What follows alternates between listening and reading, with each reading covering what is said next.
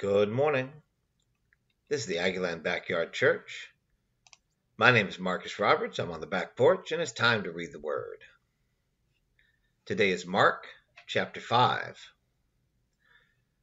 They went across the lake to the region of the Gerasenes. When Jesus got out of the boat, the man with an impure spirit came from the tombs to meet him. This man lived in the tombs, and no one could bind him anymore, not even with a chain. For he'd often been chained hand and foot, but he tore the chains apart and broke the irons on his feet. No one was strong enough to subdue him. Night and day among the tombs and in the hills he would cry out and cut himself with stones. When he saw Jesus from a distance, he ran and fell on his knees in front of him and shouted at the top of his voice, "What do you want with me, Jesus, Son of the Most High God? In God's name, don't torture me."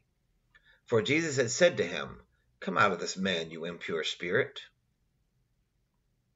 Then Jesus asked him, "What is your name?" "My name is Legion," he replied, "for we are many." And he begged Jesus again and again not to send them out of the area. A large herd of pigs was feeding on the nearby hillside. The demons begged Jesus, "Send us among the pigs. Allow us to go into them." He gave them permission, and the impure spirits came out and went into the pigs. The herd, about 2,000 in number, rushed down the steep bank into the lake and were drowned. Those tending the pigs ran off and reported this in the town and countryside, and the people went out to see what had happened. When they came to Jesus, they saw the man who had been possessed by the legion of demons sitting there dressed and in his right mind, and they were afraid. Those who had seen it told the people what had happened to the demon-possessed man and told them about the pigs as well. Then the people began to plead with Jesus to leave their region. As Jesus was getting into the boat, the man who had been demon-possessed begged to go with him. Jesus did not let him, but said, "Go home to your own people and tell them how much the Lord has done for you and how he has had mercy on you." So the man went away and began to tell in the Decapolis how much Jesus had done for him, and all the people were amazed. When Jesus had again crossed over by boat to the other side of the lake, a large crowd gathered around him while he was by the lake. Then one of the synagogue leaders named Jairus came, and when he saw Jesus, he fell at his feet. He pleaded earnestly with him, "My little daughter is dying. Please come and put your hands on her so that she will be healed and alive."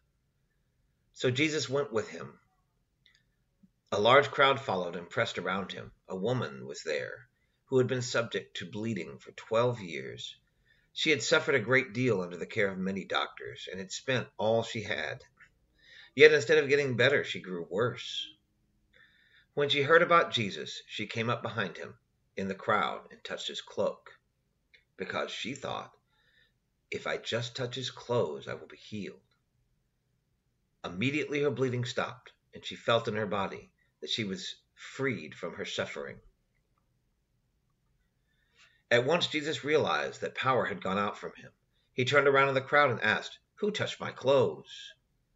"You see the people crowding against you," his disciples answered, "and yet you ask, 'Who touched me?'" But Jesus kept looking around to see who had done it.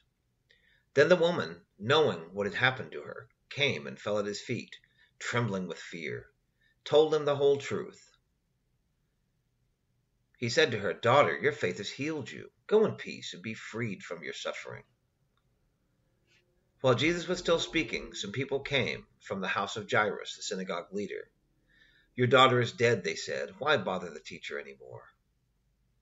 Overhearing what they said, Jesus told him, "Don't be afraid, just believe." He did not let anyone follow except Peter, James, and John, the brother of James. When they came to the home of the synagogue leader, Jesus saw a commotion with people crying and wailing loudly. He went in and said to them, "Why all this commotion and wailing? The child is not dead, but asleep."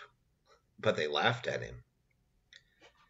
After he put them all out, he took the child's father and mother and the disciples who were with him and went in where the child was. He took her by the hand and said to her, "Talitha cum," which means, "Little girl, I say to you, get up." Immediately the girl stood up and began to walk around. She was 12 years old. At this they were completely astonished. He gave strict orders not to let anyone know about this, and told them to give her something to eat. That's the word of the Lord for today. Have a great day.